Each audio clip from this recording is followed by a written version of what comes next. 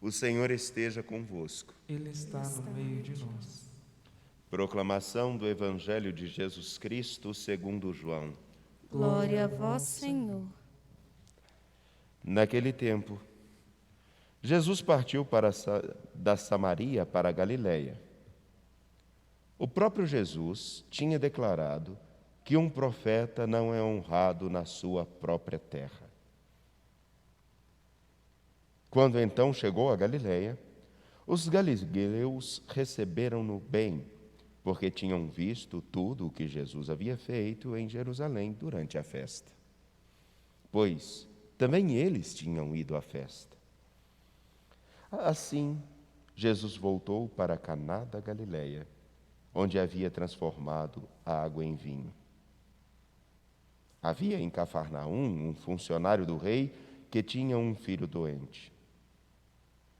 Ouviu dizer que Jesus tinha vindo da Judéia para a Galiléia. Ele saiu ao seu encontro e pediu-lhe que fosse a Cafarnaum curar seu filho que estava morrendo. Jesus disse-lhe: se não virdes sinais e prodígios, não acreditais. Um funcionário do rei disse: Senhor, desce antes que meu filho morra. Jesus lhe disse: podes ir, teu filho está vivo. O homem acreditou na palavra de Jesus e foi embora. Enquanto descia para Cafarnaum, seus empregados foram ao seu encontro, dizendo que o seu filho estava vivo. O funcionário perguntou a que horas o menino tinha melhorado. Eles responderam: a febre desapareceu ontem, pela 1h. O pai verificou que tinha sido exatamente na mesma hora em que Jesus lhe havia dito: teu filho está vivo. Então ele abraçou a fé, juntamente com toda a sua família. Esse foi o segundo sinal de Jesus. Realizou quando voltou da Judéia para a Galiléia. Palavra da salvação. Um bom dia. É muito bom tê-los aqui. Geralmente nas segundas-feiras, pelo corre-corre, as pessoas não vêm até o santuário, mas é uma alegria acolhê-los, inclusive na segunda-feira, nessa celebração. É importante porque, primeiro, vocês ajudam a gente a partilhar um pouco dessa beleza que aqui existe. Segundo, porque todos nós precisamos encontrar locais onde a gente possa se refazer. E como a gente nesse tempo precisa se refazer. Como a gente precisa redescobrir forças, nortes, horizontes. E nada melhor do que o silêncio, a contemplação, para nos ajudar nisso.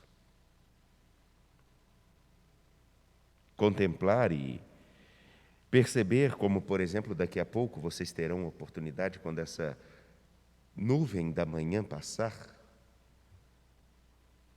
provavelmente, posso estar enganado, mas provavelmente estará tudo tão aberto, tão claro, vocês conseguirão enxergar tão longe e uma beleza tão grande, que aí nós entenderemos a profundidade, teremos condições de ver a profundidade daquilo que Isaías, no capítulo 65, apresenta. Se a beleza que nós conseguirmos enxergar aqui nos encantar, a beleza que Isaías proclama para o povo que viveu uma realidade de morte interna, tão grande, tão densa, que quando Isaías fala, o Senhor fala que criará novos céus e novas terras.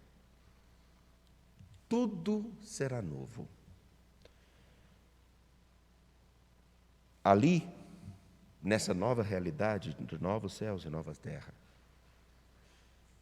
Não haverá crianças condenadas a poucos dias de vida, nem anciãos que não completem seus dias, porque a morte será realmente eliminada.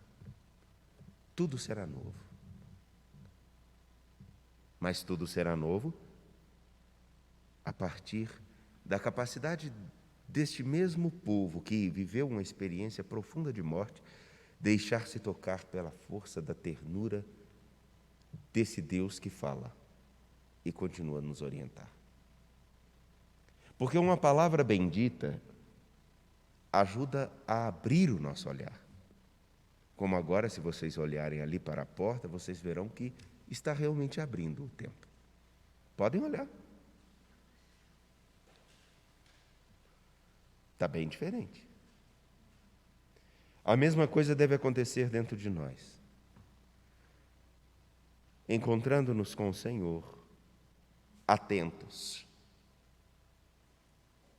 deixar com que Ele, com sua ternura, com sua palavra, com os imensos traços daquilo que já existe, nos mostrar um caminho de verdadeira vida.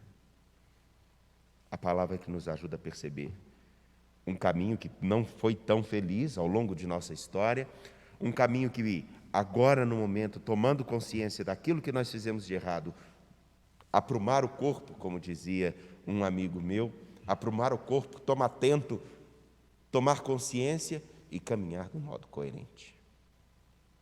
Para caminhar de um modo coerente no nosso tempo, nós não estamos precisando de pessoas que falem de Jesus. Parece estranho isso que eu vou falar. Realmente, para falar de Jesus tem de todo tipo. Tantos tipos e tantas formas de falar que nós ficamos sedentos não de alguém que fale, mas de alguém que mostre. Estou mentindo? Até nós mesmos, eu, posso falar, fazer discursos inúmeros, mas o mais importante, aonde ele está? E aí a beleza da liturgia que nós temos hoje, em especial no capítulo 4, versículos 43 a 54 de São João, nos apresenta algo que é fundamental para entendermos aquilo que Isaías disse, que vai ajudar-nos a ver a grande beleza a qual somos chamados. Não vermos simplesmente aqui, mas não só desejarmos, tomarmos consciência de que isso é possível a partir de uma experiência que começa dentro de nós. Porque gosto de lembrar com frequência, o mundo inteiro pode ser transformado, mas se eu não estiver diferente por dentro e atento, tudo será a mesma coisa sempre.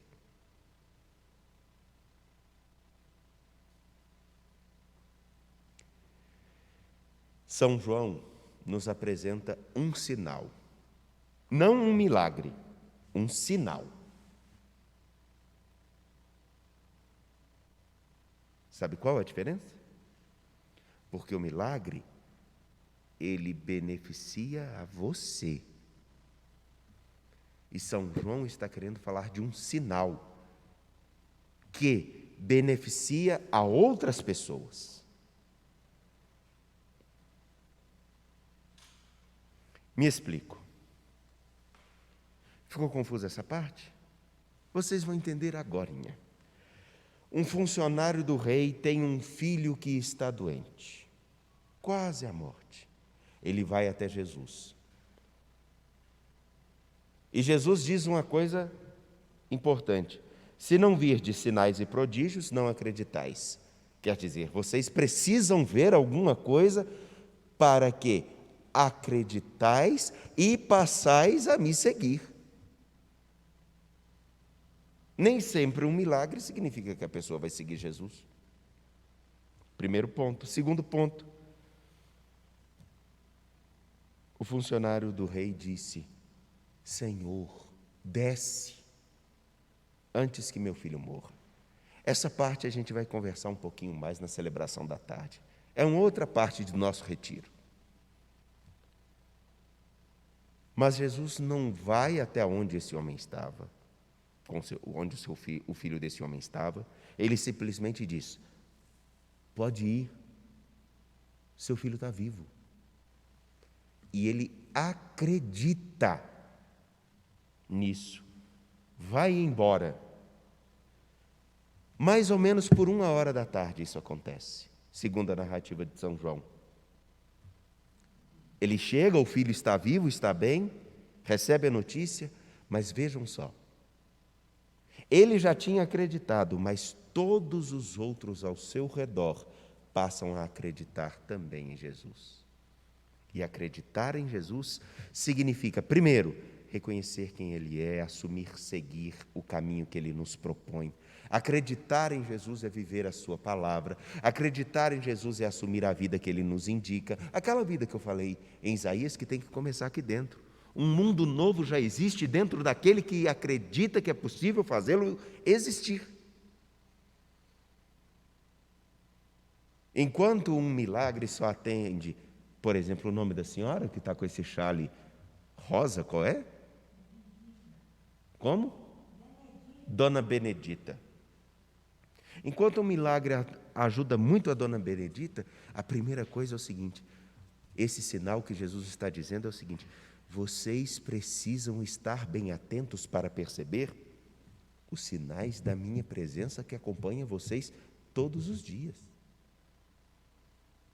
Porque se nós não estivermos atentos, nós não vamos ver que Jesus é a vida, nós não vamos ver que Jesus é quem dá sabor à nossa vida, nós não vamos ver e reconhecer que Jesus é quem nos faz sair das grandes realidades de morte, nós não vamos reconhecer que Jesus é a luz que faz com que a gente compreenda o mundo de um modo diferente, nós não vamos reconhecer e caminhar segundo aquilo que Ele diz para nós, e faremos com que o mundo, que pode estar tão bonito, e ele é lindo, seja feio.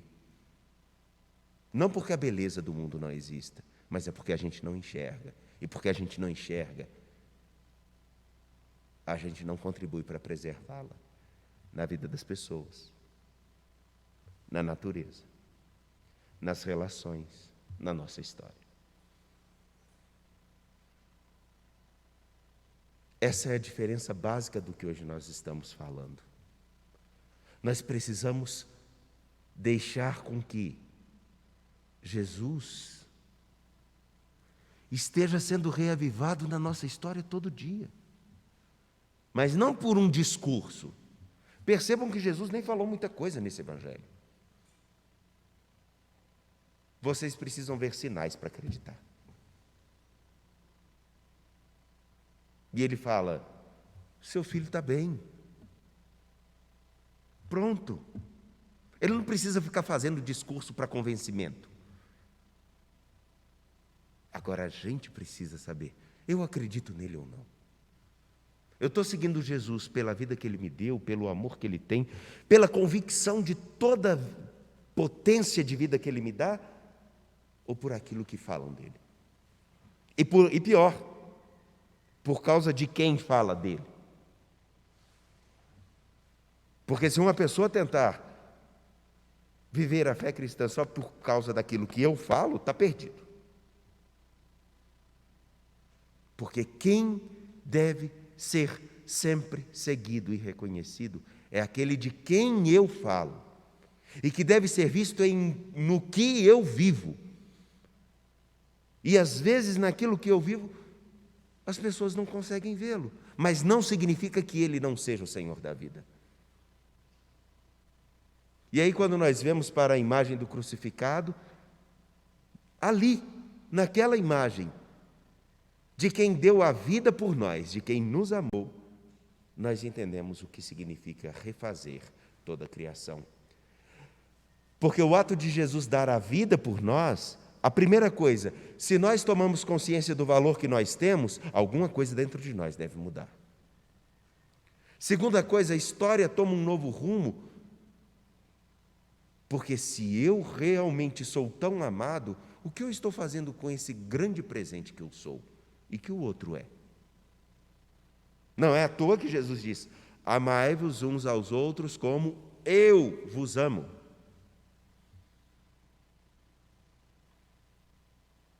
Tomar consciência do amor dele, da medida desse amor, e amar ao próximo no desafio de amá-lo como ele ama, ainda que imperfeitamente.